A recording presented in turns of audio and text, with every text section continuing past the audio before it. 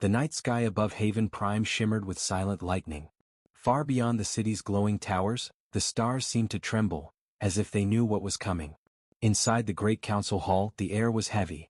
The soft hum of translators filled the chamber, mixing with low, anxious voices. Council leader Thuron stood at the center podium. His scaled hands gripped the edge so tightly that the crystal surface began to crack. Around him sat delegates from 43 worlds, tall, short, feathered, furred, metallic, and liquid. Different in every way, yet all united by one emotion: fear. No one had expected the peace to end. For 3 centuries, the Stellar Compact had built trade routes, shared technology, and turned ancient enemies into allies. But now that dream was dying. Outer colonies have fallen, Thuron said, his voice shaking through the hall. Kepler Station, New Harmony, Sector 7, all destroyed. The words echoed off the crystal walls. Murmurs spread like ripples in water. A creature with wings of light covered its face. A bear-like general growled low. The blue-skinned tidal folk made clicking sounds of sorrow. Then silence. A holographic map appeared above the room, dots of red spreading like blood through space. Each one marked a lost world. Thuron's voice grew quieter. Our scouts report over 200 enemy vessels. Massive dreadnoughts, each the size of a small moon. They call themselves the Crimson Dominion. That name turned the room cold. Everyone had heard the rumors, an empire from the dark edge of the galaxy. They did not conquer for resources. They conquered for pleasure. An elderly Verdani, her body made of twisting vines, spoke softly. What do they want? Thuron met her eyes. Everything. At the edge of the room, Commander Brix rose, a giant Ursan warrior covered in silver fur. My fleets are ready, he said, his deep voice like thunder. We have 500 ships. We will fight. Thuron shook his head. Our ships are built for trade and travel, not for war. Their weapons burn through planets. The chamber dimmed. For the first time in living memory, no one had an answer. Then the doors burst open. A loud hiss of air filled the room as a figure stumbled inside, a soldier in torn armor, covered in burns. His uniform was blackened and one leg dragged behind him. Captain Pike. Thuron gasped. Everyone turned. They had believed Pike's ship lost weeks ago. He limped forward, his eyes hollow. I saw it, he whispered. Colony Prime. 40 million lives. Families, children. They didn't just destroy it. They made it a show. He stopped at the center of the hall. They laughed while they killed. The words hit harder than any explosion. A deep silence followed. Even the machines stopped humming. The water tank of Elder Coral, a wise aquatic diplomat, bubbled with distress. This cannot be real. We are a peaceful confederation. Pike looked up slowly. Tell that to the Dominion. He reached into his scorched armor and pulled out a small data crystal. We intercepted their communication logs. They call us soft meat. They think this will be easy. Thuron felt a cold wave wash over him. Then we must call for help, he said finally. Send distress signals to every known civilization. For the next 3 days, the stars above Haven Prime carried messages of desperation. The Compact begged for aid, to the Hegemony, to the Trade Federation, to the Altarian Empire. And one by one the answers came. Formal letters. Cold words. Polite refusals. We regret to inform you that we cannot interfere. We will pray for your people. We wish you peace in your final days. Commander Brix slammed a heavy paw against the table. Cowards. Every one of them. Thuron said nothing. He only watched the long-range display, a red wave of enemy ships moving closer every hour. On the third night, the hall was nearly empty. Some representatives had already fled home to prepare for evacuation. Others sat motionless, staring at the floor. The air smelled of ozone and despair. Then a soft chime broke the silence. Lieutenant Vale, a young shard with a body made of crystal glass, looked up from the communication console. Sir, I'm receiving something strange.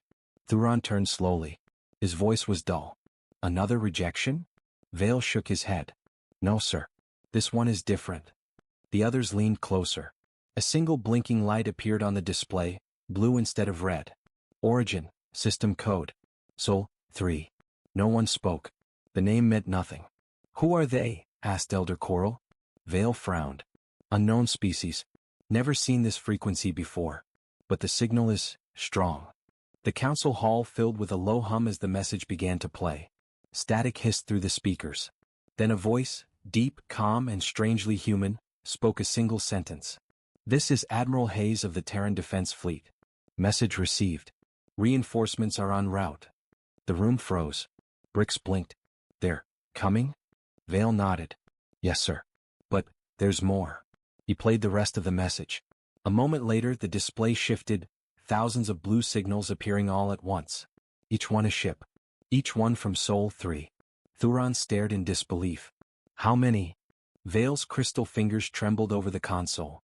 Counting now, over 3,000 vessels, sir. And more arriving every minute. The council fell silent again, but this time not in fear. Outside the great dome the stars flickered. For the first time in weeks the galaxy felt alive again. Captain Pike looked up at the map, his voice soft but sure.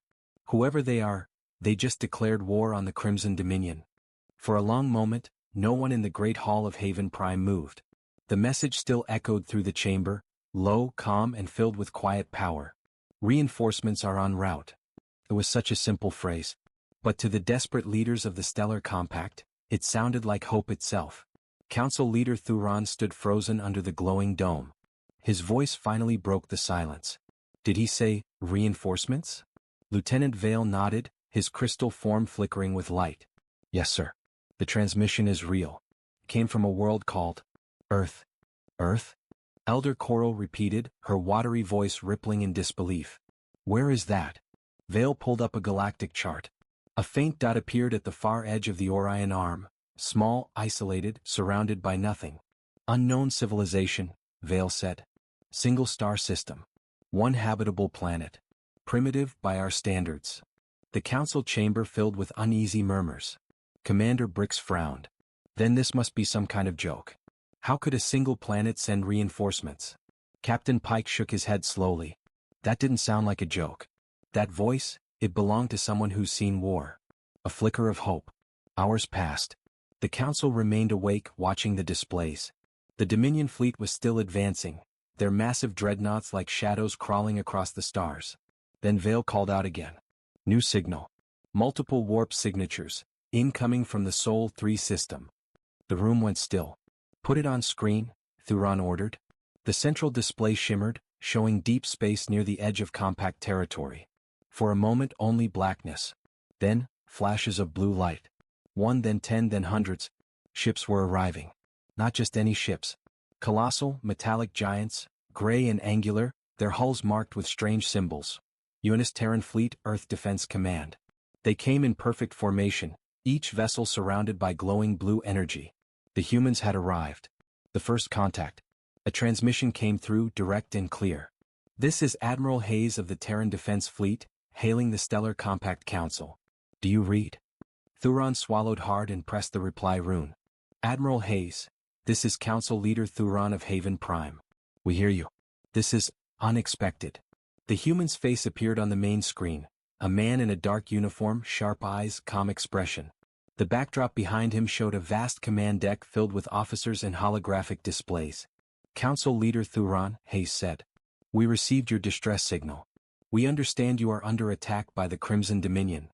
That is correct, Thuron replied, trying to steady his voice. They are approaching our core systems. We have no fleet capable of stopping them. Admiral Hayes nodded slowly. Understood. My fleet will engage them. The words were spoken as if he were discussing the weather. Simple. Certain. Elder Coral blinked her transparent eyes. You don't understand, Admiral. The Dominion has over 200 dreadnoughts, each one the size of a moon. Hayes' expression didn't change. And how many systems have they destroyed so far? Dozens, Thuron said. Millions are dead. Hayes leaned forward slightly. Then they've made a mistake. The communication cut off. The calm before the storm. Hours later, the Terran Armada positioned itself along the outer rim of compact space. 3,000 human warships, destroyers, carriers, dreadnoughts and long-range missile platforms, all lined in perfect formation. Their engines glowed like tiny blue suns in the dark. Compact observers watched from afar in awe. Their ships had always been elegant, smooth and built for peace. The human vessels looked different, angular, scarred, built for war. Commander Brix grunted. They look like they've been through battles before. Captain Pike nodded. They have. Look at the hull markings, Mars Campaign, Jupiter Front, Andromeda Skirmish. These aren't explorers. These are survivors. From his command ship, Admiral Hayes stared at the incoming red wave of Dominion vessels. His voice was calm as he issued orders. Signal all ships. Weapons free. Target enemy command vessels first. The battle begins. The stars lit up. When the Crimson Dominion fleet dropped out of warp, their ships filled the void, black metal monsters with glowing red cores.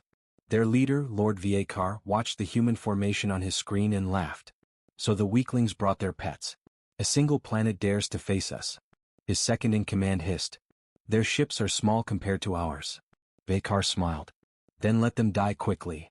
The Dominion fleet opened fire, thousands of plasma lances streaking through the void. But the human ships didn't move. They waited. Then all at once, they vanished.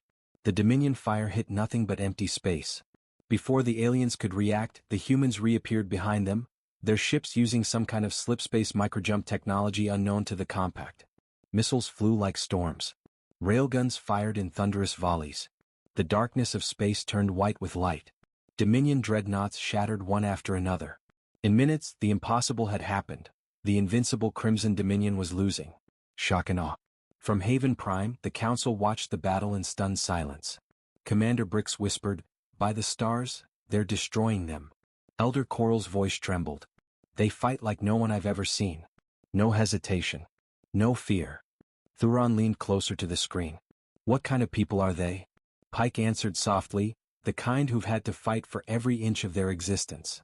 The Dominion fleet tried to retreat, but the humans didn't let them go. Every ship that turned was caught and destroyed. Hours later, only silence remained, a graveyard of broken dreadnoughts drifting through space. Admiral Hayes' voice came over the channel again, calm as ever. "Council Leader Thuron. The threat is neutralized.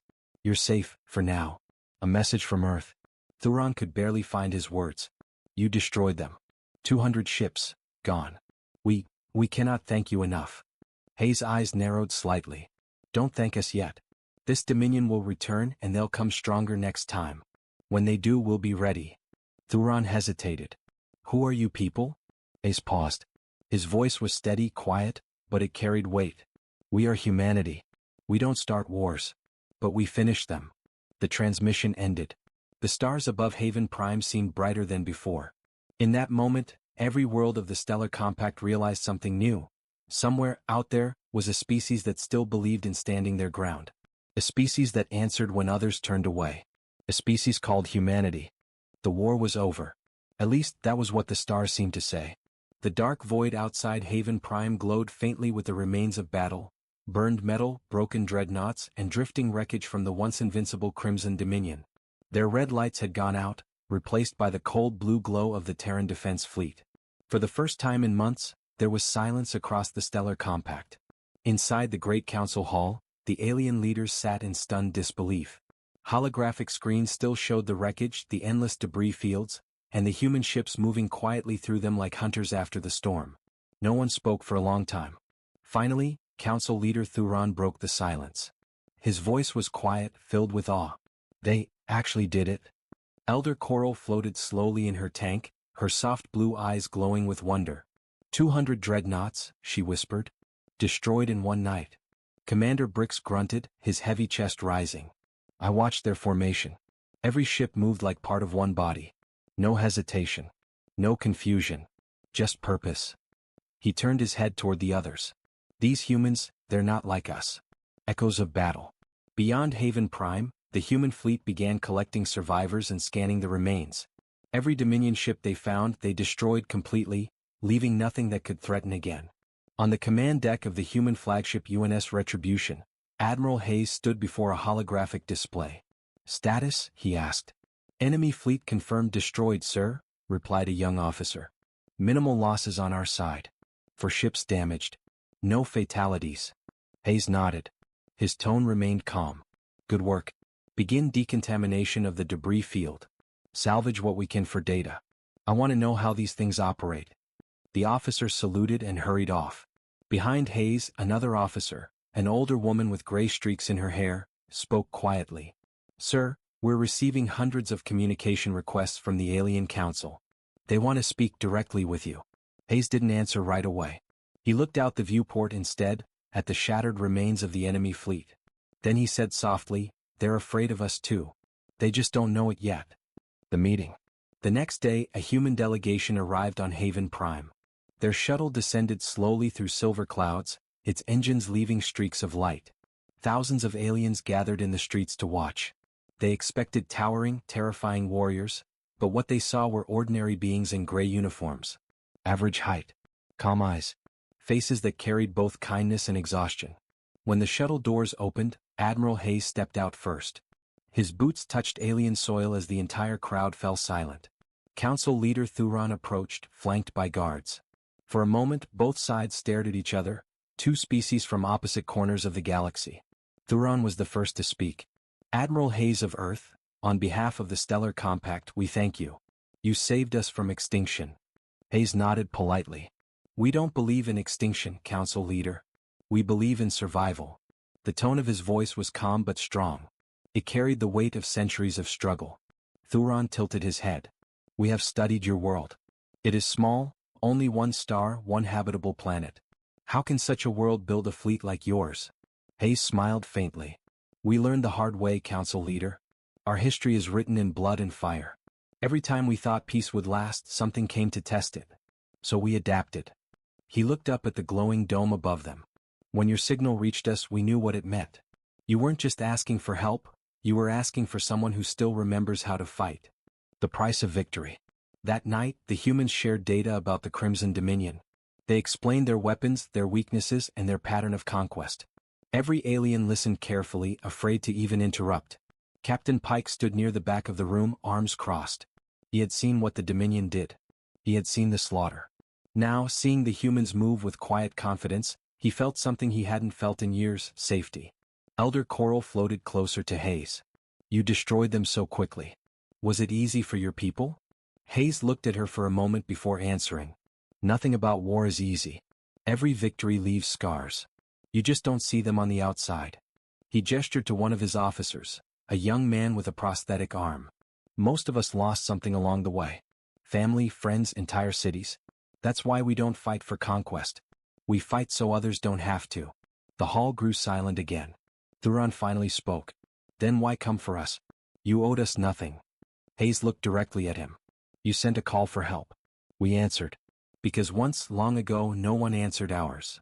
The legend begins. Over the next few days, the humans helped rebuild damaged stations and rearm the Compact's defense grid. Their engineers moved quickly, upgrading alien ships with human shielding and weapons. Everywhere they went, the aliens watched in quiet respect. Human soldiers didn't boast or celebrate. They worked in silence, efficient and focused. To them, this wasn't a victory. It was preparation. Because everyone knew the Crimson Dominion would return. One evening, as the suns of Haven Prime set, Thuron stood beside Admiral Hayes on a high balcony overlooking the city. The Compact owes you everything, Thuron said quietly. Hayes shook his head. You owe us nothing. Just remember this, peace is not the absence of war. It's the preparation for it. Thuron nodded slowly. Then perhaps humanity came to teach us that lesson. Hayes gave a small smile. Maybe. Or maybe we're just tired of seeing good worlds burn. The whisper of fear.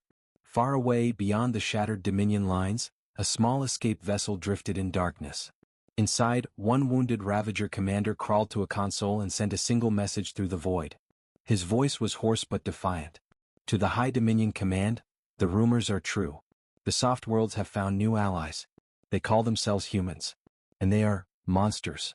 He coughed, bleeding as his transmission faded. Beware the world called Earth. If they come for you, pray you die quickly. The message vanished into the deep. Back on Haven Prime, as the human ships stood silent above the capital, the galaxy itself began to whisper a new legend. When the weak call for help, the humans come. And when they come, they bring war. The galaxy had been quiet for weeks. Too quiet. Across the stars, the Stellar Compact rebuilt their worlds with human help. Ships were repaired, defenses restored, and trade routes reopened. For the first time in decades, the people of Haven Prime slept without fear. But peace is a fragile thing. And in the cold dark beyond known space, something was stirring. The gathering storm. At the edge of the Orion Rift, a fleet of dark crimson ships floated in silence. Hundreds of them. Thousands. Each one bearing the mark of the Crimson Dominion. Inside the flagship Obsidian Throne, the supreme commander of the Dominion, Lord Vexer, stood before a massive hologram. The image showed the human fleet destroying his vanguard forces. He watched the recording again and again, the human ships cutting through his armada like blades through silk. His claws tightened. His voice was cold. "They think they've won," he said softly. "They think the Crimson Dominion can bleed." A smaller officer bowed. "My lord, the council requests guidance. Do we fall back?" Vexer turned, eyes burning like fire. "No. We advance. We burn their new allies and we break their spirit." He looked at the hologram again, at the image of a human ship. "Find their homeworld. Find Earth."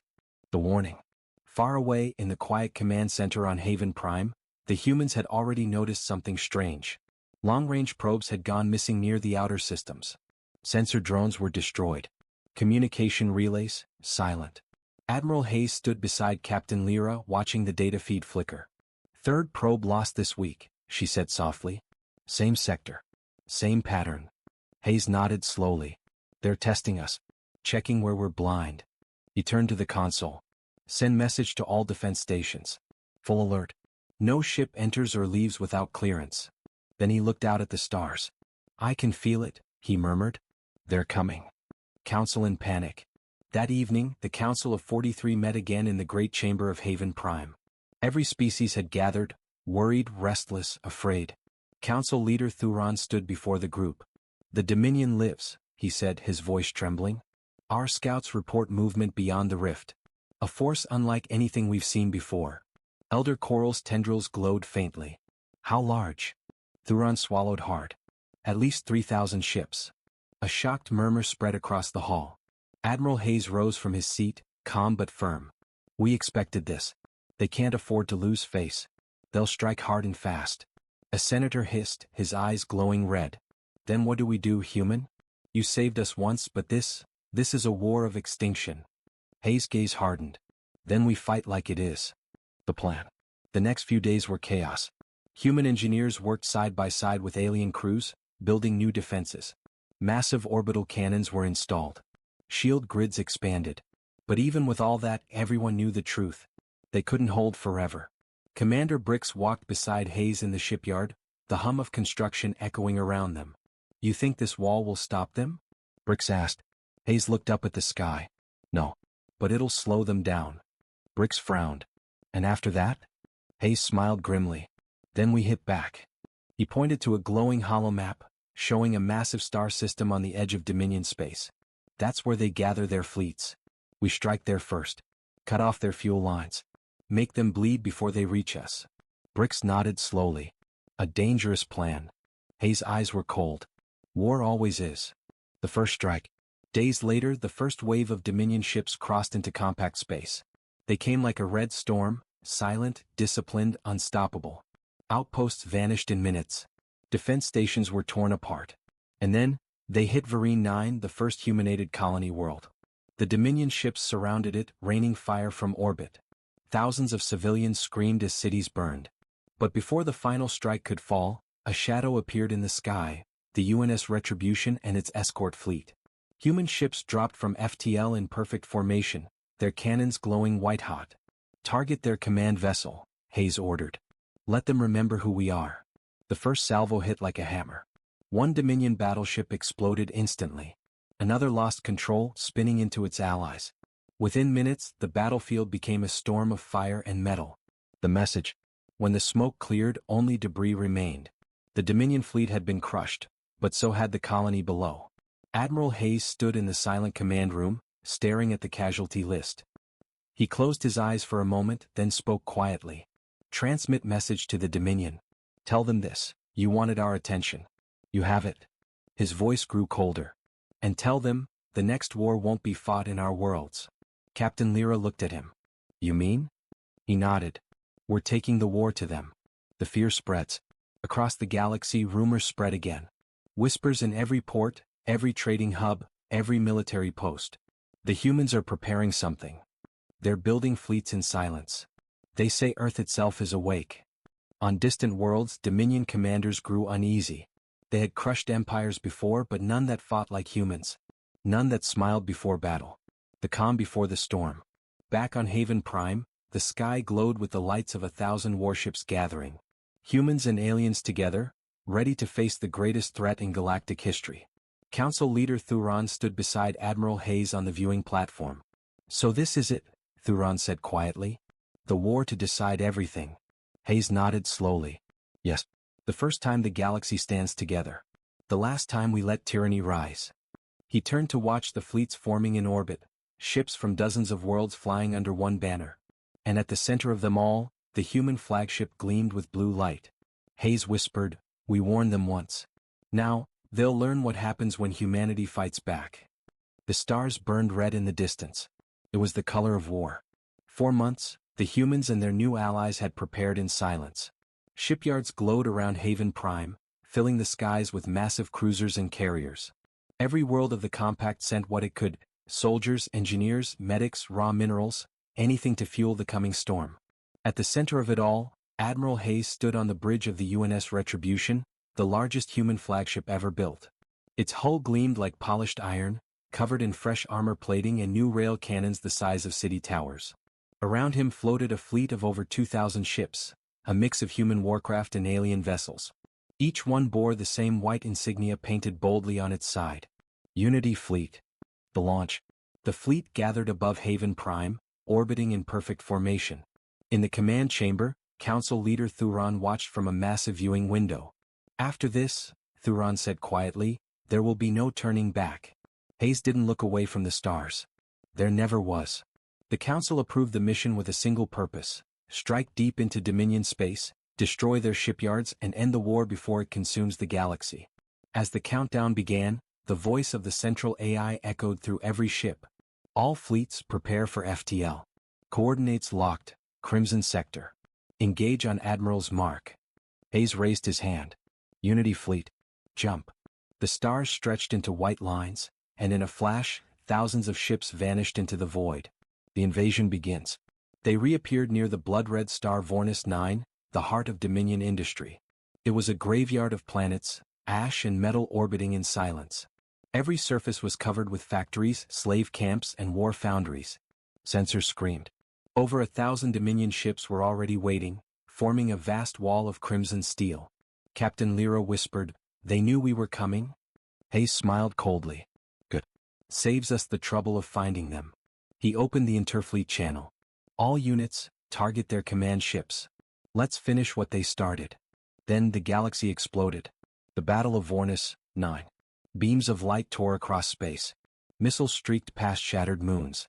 The void itself seemed to shake under the fury of the two armadas. Human destroyers darted between massive Dominion dreadnoughts, firing railguns that cracked hulls open like eggs. Compact cruisers launched plasma nets, trapping enemy fighters in burning webs. For every human ship destroyed, 3 Dominion ships followed. Still the enemy fought like demons, cold, silent, endless. A shockwave hit the Retribution, shaking its hull. "Shields at 60%, shouted a crewman. "Return fire." Hayes barked. "Focus on their flagship."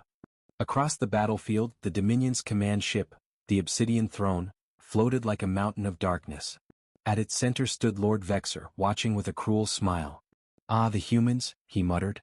"So fragile, so loud." He turned to his officers. "Open the gates." The Crimson Secret. Space itself began to tear. Massive rings of red light appeared behind the Dominion fleet, ancient, mechanical structures awakening for the first time in centuries. Lyra's voice trembled. "Sir, what is that?" Hayes stared in disbelief. "It's not a weapon. It's a portal." Vexor's laughter echoed through the comms. "You think you're fighting the Dominion, human? You've only fought our servants." From the portals poured something else, enormous shadow ships, pulsing with dark energy. They were older, faster, stronger, not built but grown. "By every god," Thuron whispered from the council feed. "That's impossible. Those designs are pre-galactic." Hayes clenched his fists. "They're not ships, they're alive." The Unity fleet opened fire again, but the new vessels absorbed the hits like smoke. Each shot vanished into their dark hulls. "Evade," Hayes ordered. "All units scatter. Don't let them surround you." The turning point. For hours, chaos ruled the battlefield. Thousands of lives were lost, both human and alien. The Dominion seemed unstoppable. Then, a spark of hope. Commander Brix aboard the alien cruiser Valgyr's Pride noticed something strange. Every time one of the living ships fired, A pulse of energy rippled through the nearby Dominion fleet. A connection, a control link. Bricks opened a channel. Admiral. Their new ships are feeding on the Dominion's power grids. If we overload those relays. Hayes didn't wait. Understood. Unity fleet, target energy relays on the command ships. All power to heavy guns. The human and compact ships focused fire. Within minutes, one of the relay vessels exploded in a blinding flash, and 3 of the living ships screamed, twisting in agony before collapsing into the void. Cheers erupted across the fleet. Hayes grinned fiercely. That's it. Break their chain, kill the link. One by one, the enemy's monstrous ships began to fall. Vexor's last stand. Inside the obsidian throne, alarms blared. Vexor snarled as his bridge shook. Impossible. How are they still fighting? A junior officer shouted, Their unity, my lord, humans and aliens fighting as one. Vexor struck the console in rage. Then let them die together. He activated the ship's self-destruct core, a sun engine powerful enough to erase the entire sector. On the Retribution, Hayes' sensors lit up. Energy surge. He's overloading his reactor. Lyra gasped. That'll destroy everything, them and us. Hayes didn't hesitate. All ships pull back. I'll handle this. He turned to his helmsman. Set course for the obsidian throne. Maximum burn. Sir, that's suicide. Hayes just smiled. Then let's make it count. The Retribution charged forward, engine screaming. Its cannons glowed white-hot as it dove straight toward the Dominion flagship. The sacrifice. Inside the bridge, light filled every corner. Hayes looked out one last time, at the stars, at the fleet, at the hope they had built together. Tell them, humanity keeps its promises, he said quietly. Then, with one final command, he drove the Retribution into the enemy flagship. The explosion was like a second sun, a blinding wave that tore through the sector. When the light faded, the Dominion fleet was gone. Only silence remained. Aftermath. Days later, fragments of the Retribution were found drifting near Haven Prime. A single recording survived, Hayes' final message. If you're hearing this, we won. But remember, peace isn't given. It's earned every day by those who refuse to bow. The message spread across the galaxy, reaching every world, every species. For the first time in history, the galaxy stood together, united by the courage of one man and one world. And far beyond the stars where no light could reach, a faint red glow flickered once more. The war was over. But the darkness was not. The galaxy was quiet again. After years of fire and war, silence returned to the stars. On every world of the stellar compact, people celebrated peace. Children played under open skies again. Cities rebuilt. Songs were sung in honor of the fallen. And every world, every single one, remembered one name. Admiral Hayes. The human who refused to bow. The soldier who gave his life so billions could live. The new dawn. 10 years passed. The Unity fleet became a peacekeeping force. Humans worked beside alien engineers, scientists, and diplomats. Together they formed something new, the Galactic Union. Its flag bore the same white star Hayes once fought under. A symbol of hope, painted on ships that now carried food and medicine instead of missiles. For a time, it seemed like the darkness was gone forever. But the universe has a way of keeping secrets. The signal. Far beyond the edges of Union space, in the black silence of the Perseus void, a lonely probe drifted among dead worlds. It was old, one of the last sent before the war ended. For years, it floated without purpose. Then one day it heard something. A faint pulse. A signal buried in static. This is the Dominion, we still, live. The probe's systems flickered, confused, then automatically sent the transmission home. By the time the message reached Union Command on Haven Prime, it had already spread through half the communication network. Captain Lyra, now commander of the Unity Watch, stared at the recording in silence. Her hands trembled. The voice was faint, distorted, but there was no mistake. The Dominion survived. The investigation. Lyra gathered her officers in the main war room, a place no one had entered in years. Holographic stars glowed above the table as she pointed to a distant sector. This is the source of the transmission, she said. Coordinates lead to a dead system beyond the old Crimson border. Commander Bricks, older and scarred from past battles, growled softly. Could be a trap. A leftover relay. Maybe, Lyra said. But what if it's real? What if someone, or something, is still out there? Silence filled the room. Finally, Bricks nodded. Then we go see for ourselves. The journey. The new exploration ship UNS Valor left Haven Prime 2 days later. It wasn't a warship, but it carried the heart of one, veterans from the Unity fleet, humans and aliens both. As the ship entered FTL, Lyra stood on the bridge looking out at the endless dark. She remembered Hayes, his calm voice, his last words before the explosion. Peace isn't given. It's earned. She whispered to herself, let's make sure we earned it. The dead system. After 6 days of travel, the Valor dropped out of FTL near the signal source. The crew stared in silence. Before them floated a broken world, a planet split in half, glowing faintly from within. Around it drifted hundreds of shattered ships, their hulls burned and twisted. This was a battlefield, Brick said quietly. Lyra nodded. Scan for life. Nothing, said the sensor officer. No heat, no energy, no signals. She frowned. Then where did the transmission come from? The Ghost Fleet. Minutes later, a weak signal flickered on their radar, deep inside the debris field. It pulsed every few seconds like a heartbeat. The crew held their breath as the Valor moved closer. Through the windows they saw something massive drifting among the wrecks, half buried in dust and ice. It was a ship. Enormous. Its hull was black as stone, and faint red light pulsed beneath its surface. Lyra whispered, that's not Dominion tech. Bricks nodded slowly. No, that's older. The engineer checked the readings. It's still active, Captain. Faint energy core, deep inside. Bring us in, Lyra ordered. The Discovery. A small boarding team entered the massive wreck through a cracked airlock. The air inside was stale and cold. Every wall was covered in strange symbols, glowing faintly red. Lyra touched one of the markings. It pulsed under her glove, like something alive. Bricks looked uneasy. This place feels wrong.